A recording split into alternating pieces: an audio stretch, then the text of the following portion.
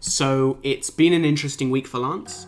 There's a lot of cool things that have popped up, and I'd like to quickly cover some of them before we deep dive into Curio augments. Firstly, there was a great video done by Dreamingsuntide on the best non-dereliction Lance sets.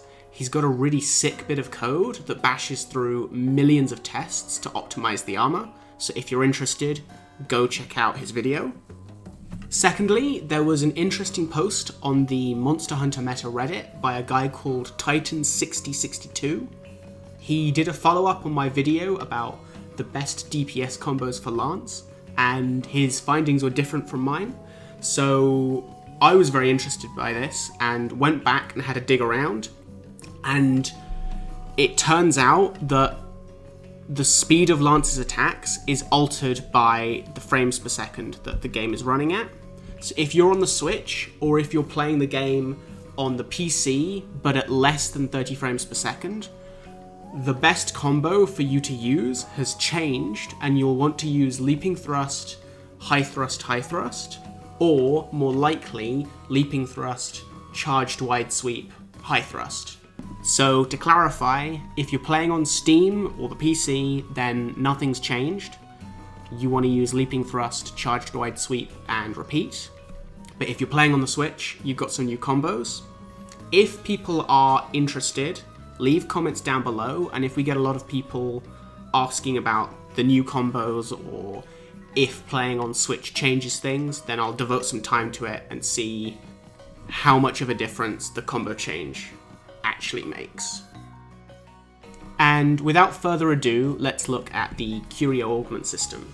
Before we go into set building, let's address some of the weird quirks of the system. In short, Curio augmenting is a point-buy system where each armor piece has a set amount of points ranging from 20 to 10. It can use those points to buy new skills for the armor piece, or other things like increase its slots, its elemental resistance, or give it more defense. It can also gain points by selling parts of the armor. Think of its defense, the skills that it has, the same thing that it could buy, it could sell. So if we look at Golden Rathian's arms, it has a starting value of 10 points, and if the augment system decides to sell one of its skills, that value would increase to 20. And then it would have 20 points to spend on increasing its slots, increasing its elemental resistance, gaining defense, or adding a new skill. Skills are separated into tiers. So skills like attack boost or weakness exploit are worth 15 points as S tier skills. Skills like agitator, resentment, handicraft, or chain crit are A tier skills and are worth 12 points. And then skills below that have point values of 9, 6, or 3, but they're mostly rubbish skills, so we're not going to worry about them. The only skill within that category that is useful for Lance is offensive guard, and then maybe guard or guard up if those skills are what you want. And this is where optimizing the skills that you want to aim for on your armor gets complicated. Skills have been valued differently as Curio augments compared to as decorations or as like on your charm. And the biggest winners of the change is offensive guard and then handicraft. They're a B and an A tier skill, so they're worth 9 points and 12 points respectively, and they're more likely to be rolled, and because they cost less than S tier skills, you'll be less likely to get a negative, like a defense drop with them, and you'll be more likely to get minor benefits like increased elemental resistance, or if you're really lucky, increasing the number of decoration slots that you've got on your armor. Speaking of slots are really cheap if you compare them to how much the A or S tier skills cost. The rule to follow is if you're increasing your slots by 2 points and it gives you an extra effective slot, or if you increase the slots by 3 points and it gives you 2 effective slots, then it's worth getting slots on the armor.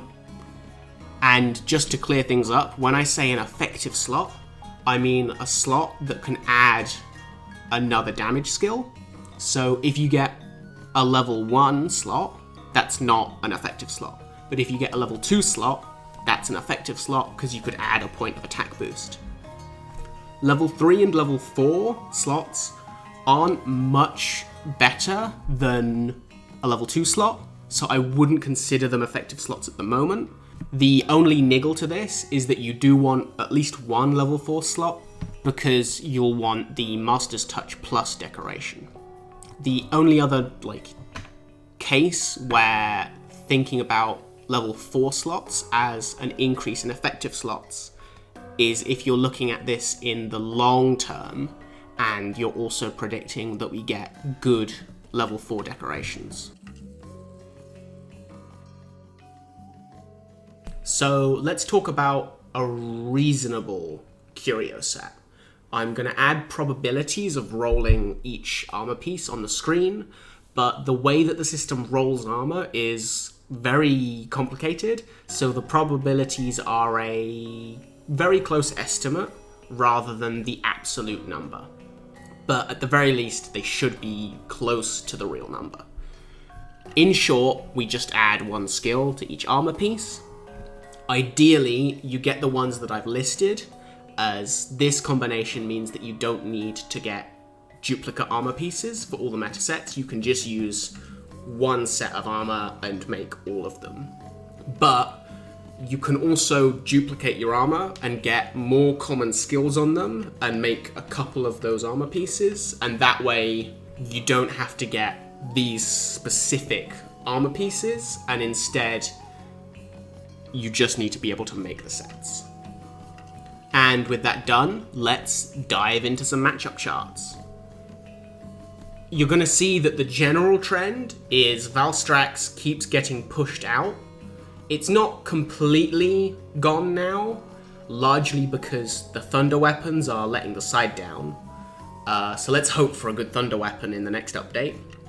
But as a whole, Valstrax is less useful as a this is the best lance, use it in all situations, and instead we want to move towards using the correct element for the monster.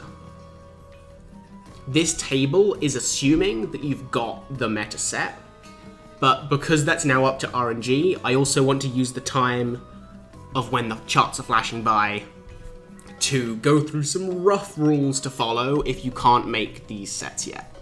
Firstly, if you have a lot of handicraft on your Curio augments, weapons with long white sharpness fall off, and it's better to use weapons with slivers of purple, like the Mizutsune or Zinogre Lance.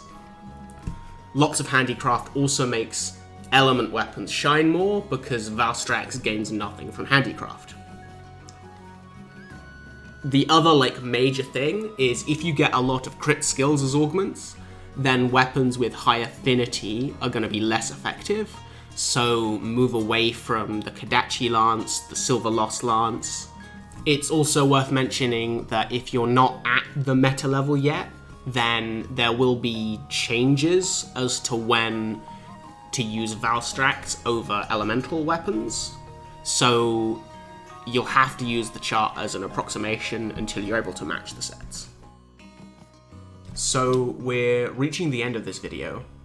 I have scripted out a whole extra segment on the upper end of Curio augments and its legal limits, but I don't have the time to talk about it if I want to get this video out anytime soon.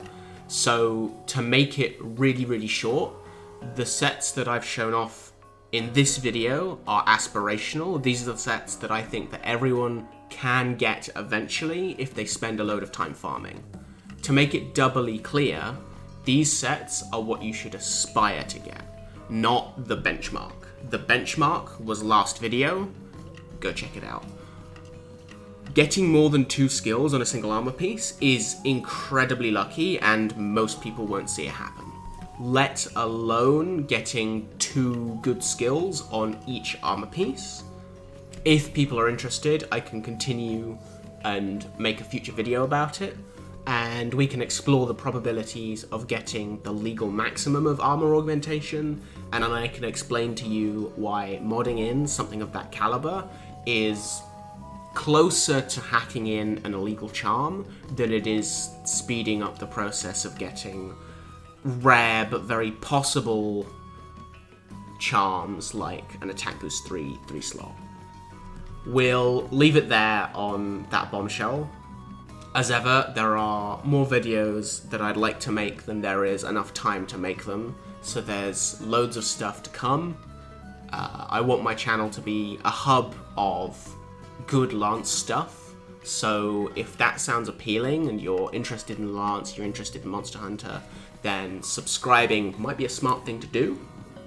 And as always, if you enjoyed the video, please give it a like, it really helps me out. Comments are also really, really helpful. I love reading them and they help me decide where to focus in for future videos. And finally, and most importantly, I'd like to thank you for watching. Peace out.